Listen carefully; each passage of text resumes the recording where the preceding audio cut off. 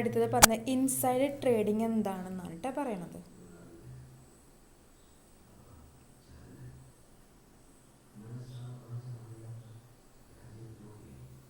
Insider trading is the trading of securities of a company by individuals who are in some way connected with the company and has access to non-public price sensitive information about the company.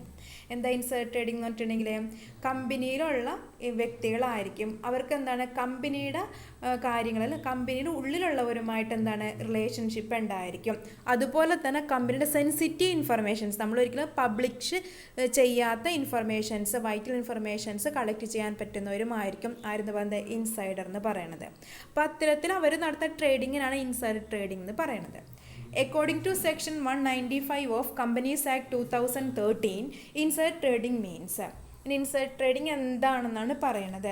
Companies act അനുസരിച്ചിട്ട് എന്താണ് inside trading എന്നാണ് പറയണത്. An act of subscribing, buying, selling, dealing or agreeing to subscribe, buy, sell or deal in any securities by any director or key managerial personnel or any other officer of the company.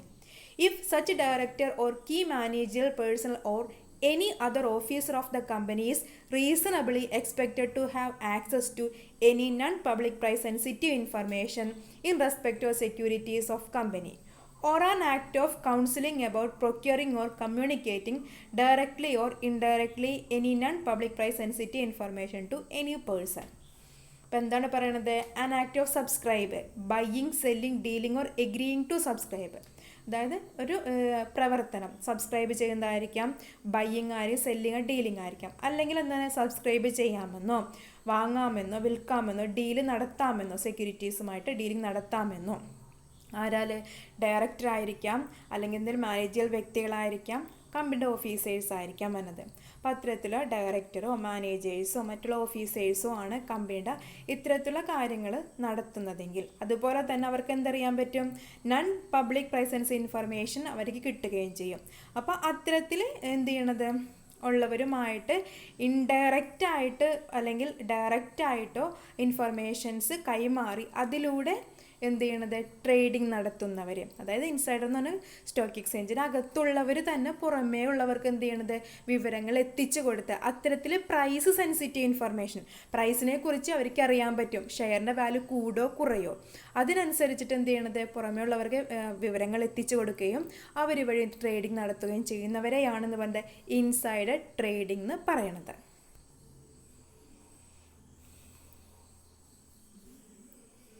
Insider എന്ന് പറഞ്ഞാൽ എന്താണെന്നാണ് പറയണത്. രണ്ട് കണ്ടീഷനാണ് പറയണത്.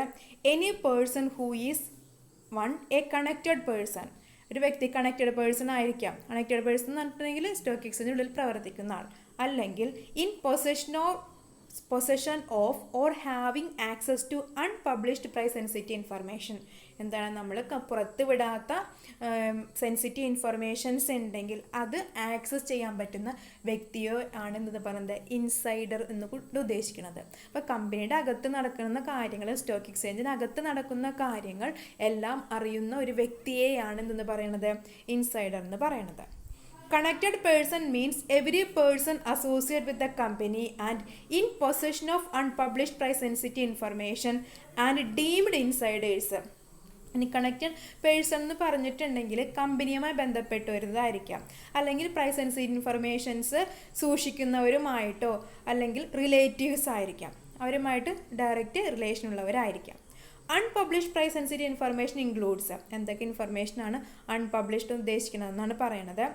Information relating to financial റിസൾട്ട്സിനായിരിക്കാം, ഡിവിഡൻഡിനെ സംബന്ധിച്ചിട്ട്, ക്യാപിറ്റൽ സ്ട്രക്ചറിലെ ചേഞ്ചസിനെ പറ്റിയിട്ട്, മെർജർ, അക്യൂസിഷൻ, കീ പേഴ്സൺ എന്ന് പറഞ്ഞാൽ വ്യക്തികൾ, ബോർഡ് മെമ്പറിലോ മാനേജറിയൽ പേഴ്സൺസിലോ വ്യത്യാസം വരുമ്പോൾ അതൊക്കെ അതിനെക്കുറിച്ചൊക്കെ കാര്യങ്ങൾ അറിയാവുന്ന ഇൻഫർമേഷൻസ് ആണെന്ന് പറയുന്നത് അൺപബ്ലിഷ്ഡ് സെൻസിറ്റീവ് ഇൻഫർമേഷൻ കൊണ്ട് ഉദ്ദേശിക്കുന്നത്. അപ്പോൾ ഇത്തരത്തിൽ ആ വിവരങ്ങളൊക്കെ കളക്ട് ചെയ്യാൻ പറ്റുന്ന വ്യക്തിയെയാണ് എന്ത് പറയുന്നത് ഇൻസൈഡർ എന്ന് പറയുന്നത്.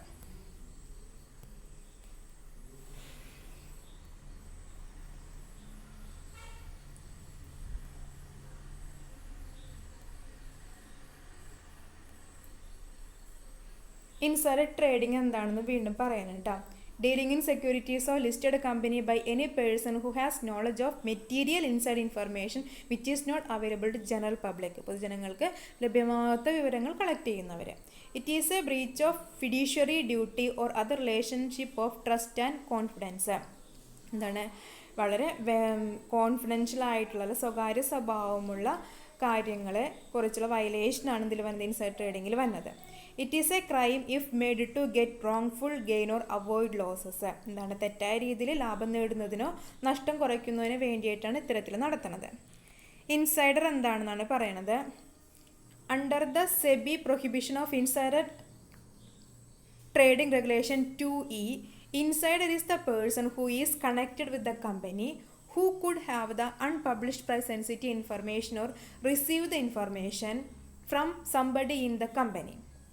For the purpose, this definition words connected person shall any person who is connected person 6 months prior to an act of insider trading. Connected person എന്ന് പറഞ്ഞിട്ടുണ്ടെങ്കിൽ ഇൻസൈഡ് ട്രേഡിങ്ങിൽ അല്ലെങ്കിൽ ഉള്ളിൽ ജോലിക്കാരായിട്ട് പ്രവർത്തിക്കുന്നവരും ആയിരിക്കാം. അങ്ങനെയുള്ളവരെ എന്ന് പറയാൻ നമുക്ക് ഇൻസൈഡർ എന്ന് പറയാനായിട്ട് സാധിക്കും. അടുത്തത് പറയണത് insider trading and is highly prohibited under the provision SEBI regulations and companies act 2013. Inside trading എന്ന് പറഞ്ഞിട്ടുണ്ടെങ്കിൽ സെബി ആക്ട് പ്രകാരം എന്താണ്, അത് പ്രൊഹിബിറ്റഡ് ആയിട്ടുള്ളതാണ്. അത് ഏതൊക്കെ റൂൾസ് അനുസരിച്ചിട്ട് പ്രൊഹിബിഷൻ വന്നാക്കണത്, അതിനുള്ള അവർ അങ്ങനെ വയലേഷൻ നടത്തിയിട്ടുണ്ടെങ്കിൽ എന്തൊക്കെ നടപടികൾ എടുക്കണമെന്നാണ് പറയണത് കേട്ടോ. According to SEBI, Prohibition of Insider Trading Regulations 2015, no insider shall communicate, provide or allow access to any unpublished price sensitive information relating to a company or securities listed or proposed to be listed to any person. എന്നാണ് 2015 പ്രകാരം പറയുന്നത്. ഒരിക്കലും ഒരു insider എന്ത് ചെയ്ത് മറ്റുള്ളവരുമായിട്ട് communicate ചെയ്യുകയോ അവർക്ക് വിവരങ്ങൾ നൽകുകയോ അല്ലെങ്കിൽ അത് ലഭിക്കാനുള്ള മാർഗങ്ങൾ കൊടുക്കുകയോ ചെയ്യരുത്. എന്തുമായി ബന്ധപ്പെട്ടത്, സെൻസിറ്റീവ് ഇൻഫർമേഷനുമായിട്ടത്.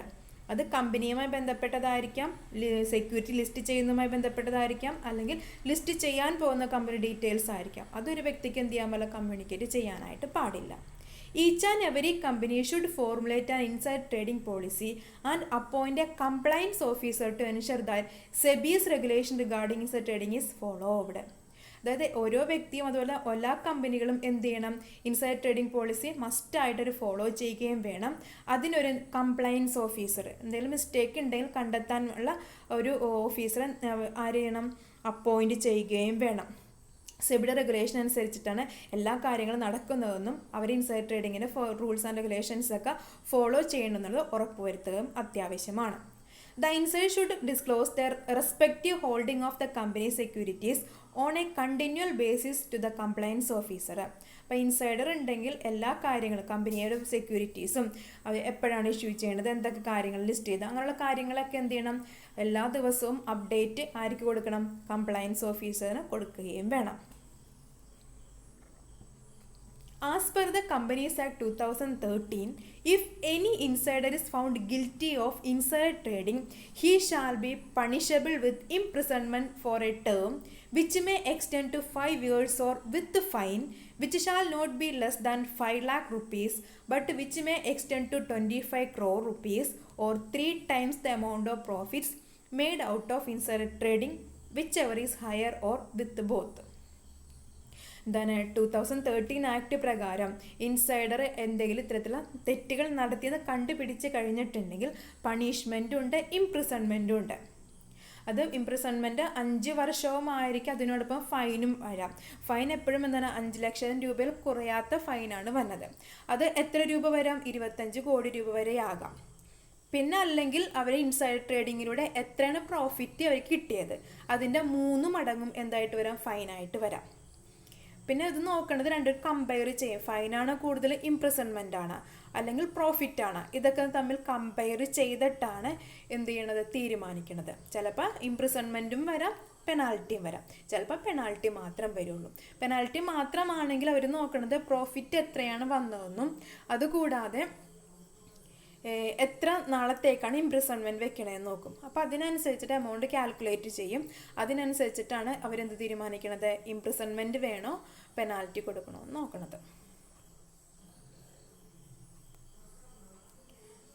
ഇത്രയുമാണ് ഇൻസൈഡ് ട്രേഡിങ് നടത്തിയിട്ടുണ്ടെങ്കിൽ, വയലേറ്റ് ചെയ്തിട്ടുണ്ടെങ്കിൽ എടുക്കണം തീരുമാനങ്ങൾ, സെബി എടുക്കണം പെനാൽറ്റി കേട്ടോ.